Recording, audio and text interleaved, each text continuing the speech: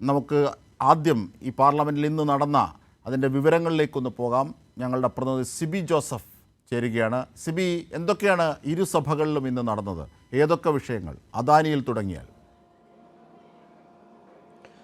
ജംഷദ്, തീർച്ചയായും ഇപ്പോൾ ഈ ശീതകാല സമ്മേളനത്തിൻ്റെ സഭാ നടപടി രണ്ടാം ദിവസമായ ഇന്നും പാർലമെൻറ്റ് അദാനി വിഷയത്തിൽ പ്രക്ഷുബ്ധമാകുന്ന ഒരു കാഴ്ചയാണ് കണ്ടത്. ഈ അദാനി വിഷയത്തിൽ സഭ നിർത്തിവെച്ച് ചർച്ച ചെയ്യണമെന്ന് ആവശ്യപ്പെട്ടുകൊണ്ട് ചട്ടം 267 പ്രകാരം അടിയന്തര പ്രമേയ നോട്ടീസാണ് പ്രതിപക്ഷ എംപിമാർ നൽകിയത്.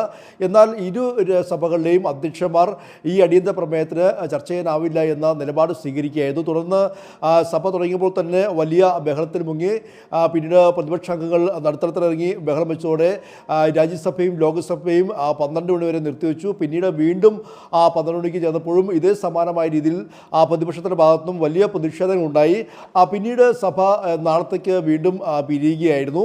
എന്തായാലും കഴിഞ്ഞ ദിവസം ഈ സഭ തുടങ്ങിയ ശീതകാല സമ്മേളനത്തിൻ്റെ ആദ്യ ദിവസവും സമാനമായ രീതിയിൽ തന്നെയായിരുന്നു നടന്നത്. അത് തന്നെയാണ് ഇന്നും നടന്നത്.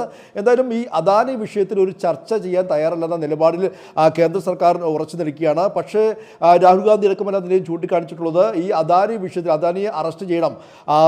ഇവിടെ രാജ്യത്ത് പല സംസ്ഥാനങ്ങളെയും മുഖ്യമന്ത്രിമാരെല്ലാം നിലയും അറസ്റ്റ് ചെയ്യാൻ ഭയം കാണിക്കാത്ത നരേന്ദ്രമോദി എന്തുകൊണ്ട് അദാനിയെ സംരക്ഷിക്കുന്ന നിലപാടാണ് എന്നൊരു ചോദ്യമാണ് പ്രതിപക്ഷം അടക്കം ഇവിടെ ചോദിക്കുന്നത്. എന്നാലും ജോൺ ബ്രിട്ടാസ് എം പി അടക്കമെല്ലാം നിലയും രാജ്യസഭയിലും അടിയന്തര പ്രമേയത്തിന് നോട്ടീസ് നൽകിയിരുന്നു.